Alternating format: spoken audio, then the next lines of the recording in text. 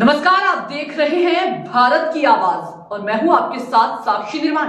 आइए शुरुआत करते हैं आज की कुछ खास खबरों से।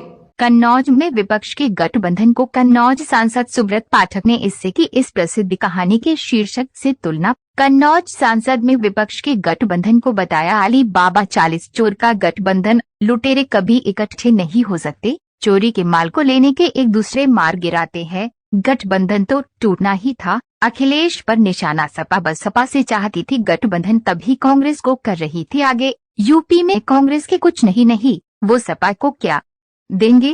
कट्टरपंथियों का वोट लेने के लिए विपक्ष में लड़ाई छिड़ी। अखिलेश यादव के इशारे पर स्वामी प्रसाद मौर्य देते हैं उल्टे सीधे बयान। यूपी में सभी सीटों पर बीजेपी को मिलेगी जीत। कन्नौज से सद्दाम हुसैन की रिपोर्ट।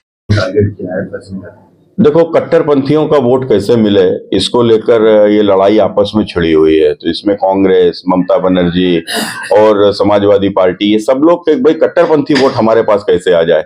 अब राम मंदिर बन गया तो कट्टरपंथियों को कहीं ना कहीं तकलीफ है, तो उस तकलीफ को कहीं कहते हैं ना मलहम लगाने के लिए तो अखिलेश यादव जो कहलाते हैं वो बेचारे स्वामी प्रसाद कहते हैं। देखो, मैंने पहले ही कहा था कि बचपन में कहानी पढ़ी थी अली बाबा 40 चोर की, जिसमें वो आखिरी में लूट के माल के लिए बंटवारे में वो 40 मारे जाते हैं।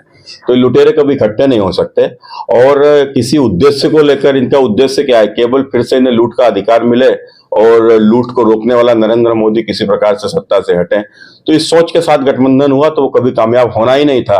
और रही बात उत्तर प्रदेश में समाजवादी पार्टी, तो समाजवादी पार्टी की प्राथमिकता कांग्रेस से गठबंधन की नहीं है। कांग्रेस के पास है क्या जो उनको दे देंगे। उनकी प्राथमिकता थी किसी प्रकार से बहुजन समाजवादी पार्टी से पीछे से गठबंधन हो जाए। तो इसको लेकर कांग्रेस को आगे करके और बसपा से समझौता चाहते थे। चूंकि आज जिस प्रकार का जो वातावरण है और जो नरेंद्र मोदी का तूफान उत्तर प्रदेश में सुनामी जो चल रही है, उसमें मैनपुरी भी नहीं बचने वाली। तो किस प्रकार से मैनपुरी बच जाए, उसको लेकर पर्दे के पीछे से कांग्रेस के सारे गठबंधन करना चाहते थे बसपा के साथ, और उनका मंसूबा ध्वस्त हो गया है। यूपी में 80 पे 80।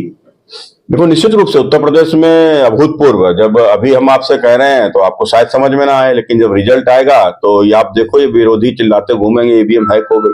कन्नौज में कितनी बड़ी जीत मानते हैं?